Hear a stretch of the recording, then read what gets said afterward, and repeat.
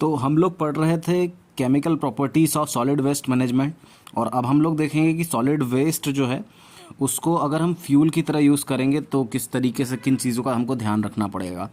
तो if solid waste are to be used as a fuel we must know their following chemical characteristics. हमको उनके ये chemical characteristics पता होना चाहिए। तो सबसे पहले हमको जो पता होना चाहिए वो पता होना चाहिए लिपिड्स के बारे में। अब लिपिड्स के बारे में क्या पता होना चाहिए कि this class of compounds include fats, oils and grease. ये होते हैं lipids. The principal sources of lipids are garbage, cooking oil and fats. तो लिपिड्स कहाँ से आते हैं? वो आते हैं गार्बेज से, कुकिंग ऑयल से आते हैं और फैट्स से आते हैं। अब lipids have high heating values. इनकी जो हीटिंग वैल्यू होती है हाई होती है। अब कितनी होती है? तो वो होती है 38,000 किलो जूल पर केजी। इतने लिपिड्स की हीटिंग वैल्यू होती है, और इसलिए lipids are a good source for energy recovery. तो एनर्जी रिकवरी के लिए एक अच्छा सोर्स माने जाते हैं लिपिड्स को। The rate of biodegradation is relatively slow than the biodegradable. General nature जो उनका होता है वो बायोडिग्रेडेबल्स होते हैं because they are complex compound. तो उनका जो रेट ऑफ बायोडिग्रेडेशन होता है वो काफ़ी ज़्यादा स्लो होता है दूसरे बायोडिग्रेडेबल्स से, क्योंकि उनका जो नेचर होता है वो कॉम्प्लेक्स कंपाउंड्स होते हैं। इसलिए आगे बात करें तो कार्बोहाइड्रेट जो होती है वो कार्बोहाइड्रेट जो होते हैं वो भी एक इम्पॉर्टेंट केमिकल्स होते हैं सॉलिड वेस्ट मैनेजमेंट के अंदर, क्योंकि क्या होता है they are found primarily in food waste. Food waste में जो होता है वो कार्बोहाइड्रेट्स पाए जाते हैं, और जो यार्ड और गार्डनिंग वेस्ट होता है उसमें से कार्बोहाइड्रेट हमको मिलते हैं विच कंपोजेस विच जो कि बने हुए होते हैं, शुगर्स के बने हुए होते हैं, और शुगर्स के पॉलीमर्स जो होते हैं उनके भी बने हुए होते हैं, जैसे ग्लूकोज, स्टार्च, सेल्यूलोज, इनके बने हुए होते हैं। दे हैव जनरल, उनका एक जनरल फार्मूला होता है CH2O और ब्रैकेट के बाहर N। अब वहाँ पे 2, 3 N की जगह 2, 3, 4 कुछ भी आ सकता है। तो they are readily biodegradable to product such as.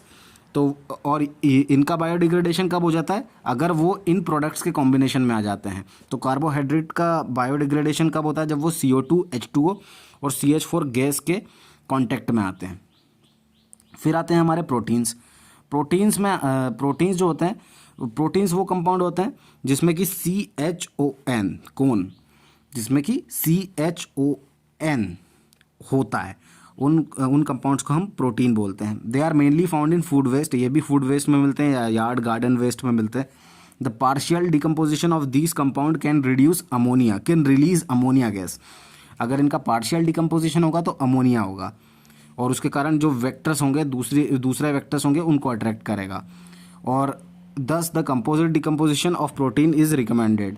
तो पार्शियल डिकम्पोजिशन अगर हम होता है इनका प्रोटीन्स का तो अमोनिया गैस रिलीज होगी, और इसलिए हम इसका कंपोजिट डिकम्पोजिशन जो होता है उसको रिकमेंड करते हैं प्रोटीन का। पार्शियल डिकम्पोजिशन को रिकमेंड नहीं किया जाता है।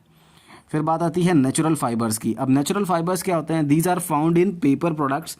ये पेपर प्रोडक्ट्स से हमको मिलते हैं या फूड और यार्ड वेस्ट से हमको मिलते हैं। दिस इंक्लूड्स नेचुरल कंपाउंड्स जैसे सेल्यूलोज और लिग्निन। तो नेचुरल फाइबर्स में क्या होते हैं? सेल्यूलोज और lignin. These are resistant to biodegradation. इनका बायोडिग्रेडेशन नहीं होता है। नेचुरल फाइबर्स का बायोडिग्रेडेशन नहीं होता है, जबकि हमने पहले पढ़ा उनका बायोडिग्रेडेशन होता है। एक यहाँ पर नोट करने वाली बात यह है कि पेपर इज़ ऑलमोस्ट 100% सेल्यूलोज। जो पेपर होता है वो 100% सेल्यूलोज होता है, और कॉटन जो होता है वो लगभग 95% सेल्यूलोज होता है, और जो दूसरे वुड प्रोडक्ट्स होते हैं वो 40% सेल्यूलोज होते हैं। Become they are very highly because they are very highly combustible. ये बहुत ज़्यादा हाईली कम्बस्टिबल होते हैं। Having a high proportion of such material is suitable in incineration. तो जब हम इंसनरेशन करते हैं, इंसनरेशन मतलब आग में जलाते हैं भट्टी में, तो उस वक्त हम चाहते हैं कि इस तरीके के मटेरियल जो हैं वो ज़्यादा से ज़्यादा हो सके, क्योंकि वो ज़्यादा अच्छे से जलते हैं। तो और एक और यहाँ पे एक इम्पॉर्टेंट ऑब्जेक्टिव बन सकता है यहाँ पे, वो ये बनेगा कि कैलोरीफिक वैल्यू जो होती है ड्राइड पेपर प्रोडक्ट की, उसकी रेंज होती है 12,000 से 18,000 किलो जूल पर केजी। एक दूसरा नोट यहाँ पे ये बन सकता है कि cellulose is a complex carbohydrate having different properties than regular carbohydrate. एक कॉम्प्लेक्स कार्बोहाइड्रेट होता है और रेगुलर कार्बोहाइड्रेट से इसकी प्रॉपर्टीज़ डिफरेंट होती है, and it is made up of 3000 glucose molecules. ये 3000 ग्लूकोज मॉलिक्यूल से बना हुआ होता है। नेक्स्ट जो आता है वो होता है नॉन कंबस्टिबल्स जो होते हैं, वो होते हैं नॉन कंबस्टिबल्स में क्या आता है, दीज इंक्लूड्स ग्लास, सेरेमिक्स जो जलते नहीं है, glass, ceramics, metal, dust particles, ashes etcetera.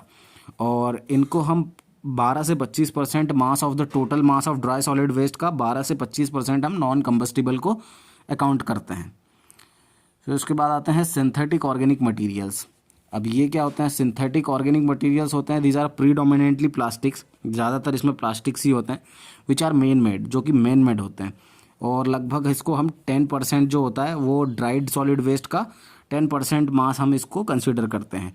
ये हाईली रेसिस्टेंट होते हैं बायोडिग्रेडेशन के, और इसीलिए सॉलिड वेस्ट मैनेजमेंट में ये ऑब्जेक्शनेबल होते हैं, मतलब हम नहीं चाहते हैं कि ये ज़्यादा से ज़्यादा रहे हमारे सॉलिड वेस्ट में। और इनकी जो हीटिंग वैल्यू होती है वो 32,000 किलो जूल पर केजी से ज़्यादा होती है, लगभग उसके आसपास होती है, और इसी कारण वो उसको हीटिंग के लिए बहुत ज़्यादा सूटेबल करती है, बनाते हैं।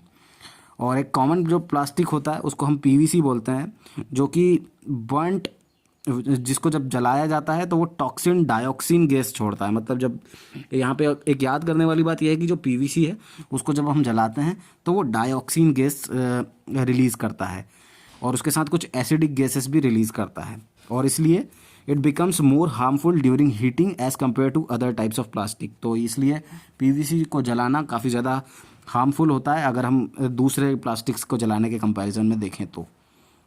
फिर उसके बाद अब हीटिंग वैल्यू जो होती है, वो हीटिंग वैल्यू के बारे में हम क्या देख सकते हैं। अगर सॉलिड वेस्ट को डिस्कार्ड करना है या सॉलिड वेस्ट को डिलीवर करना है, it means that the waste has original composition as when it was discarded, मतलब उसकी सेम कंपोजिशन होगी जब उसको डिस्कार्ड किया गया होगा। There are various way through which heating value can be calculated. Heating value को कैलकुलेट करने की 4 मेथड है, direct computation, Dulong's formula, modified Dulong's formula और Khan equation. The heating value is commonly expressed in kilo joule per kg. Heating value को kilo joule per kg में या फिर kilo calorie per kg में represent करते हैं। ये भी एक अच्छा ऑब्जेक्टिव क्वेश्चन है। और हीटिंग वैल्यू जो है उसको कैलकुलेट करने के लिए हम बॉम्ब कैलोरीमीटर का यूज़ करते हैं, जिसमें कि हीट जनरेटेड, जो भी हीट जनरेट होती है उसको कलेक्ट किया जा सकता है और उसको मेजर किया जा सकता है। अब हीटिंग के 2 एनालिसिस होते हैं, प्रॉक्सिमेट एंड अल्टीमेट एनालिसिस। तो प्रॉक्सिमेट एनालिसिस देखते हैं। Proximate analysis, this is important in evaluating the combustion properties of waste. Combustion properties जो होती है वेस्ट की, उसको एवेल्युएट करने के लिए ये बहुत इंपॉर्टेंट होता है। और इसके जो इम्पॉर्टेंट पॉइंट है वो ये है कि moisture content which adds weight to the waste without increasing its heating value, ये एक फ्रैक्शन होता है इसका। उसके बाद हमको ये पता चल जाता है कि ashes which adds weight without generating heating value, वो पता चल जाता है। वोलेटाइल मैटर हमको पता चल जाता है, that portion of the waste that is converted to gases even before combustion and also during combustion. तो मॉइस्चर कंटेंट क्या होता है, ये भी वेट को ऐड करता है और हीटिंग वैल्यू को इंक्रीज करता है। एशेस क्या होती हैं, ये भी वेट को इंक्रीज करती हैं लेकिन हीटिंग वैल्यू को नहीं बढ़ाती है। और वोलेटाइल मैटर क्या होता है, ये वो पोर्शन होता है जो कि वेस्ट में होता है लेकिन वो गैस में कन्वर्ट हो जाता है, कंबशन से पहले ही कन्वर्ट हो जाता है और कंबशन के बाद भी कन्वर्ट हो जाता है।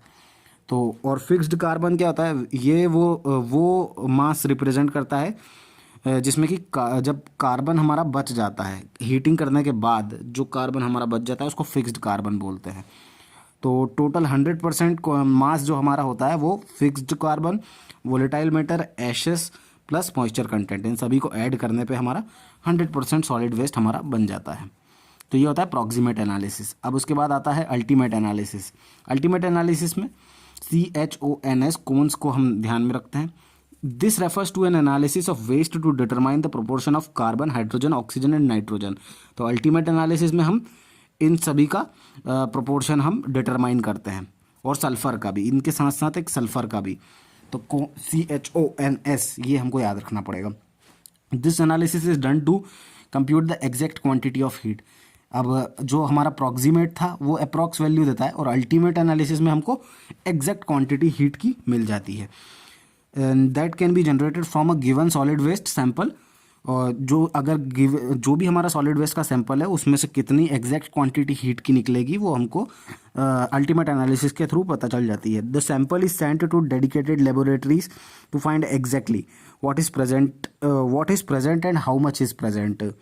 तो अगर हमको अल्टीमेट एनालिसिस करना होता है तो हम अपने सैंपल को लेबोरेटरीज में भेज देते हैं और वहाँ पे हमको ये पता चल जाता है कि कितनी उसमें हीट वैल्यू है, एग्जैक्टली कितनी है अभी और कितनी प्रेजेंट पहले थी, ये भी हमको पता चल जाता है। तो in the ultimate analysis presence of toxic metals such as cadmium, chromium, lead, mercury etcetera is also found out. तो अगर अल्टीमेट हम एनालिसिस करेंगे तो उसमें हमको ये भी पता चल जाएगा कि कैडमियम, क्रोमियम, लीड, मर्क्यूरी, ये सारे ये जो टॉक्सिक मेटल्स हैं इनकी कितनी मात्रा है ये भी हमको पता चल जाती है।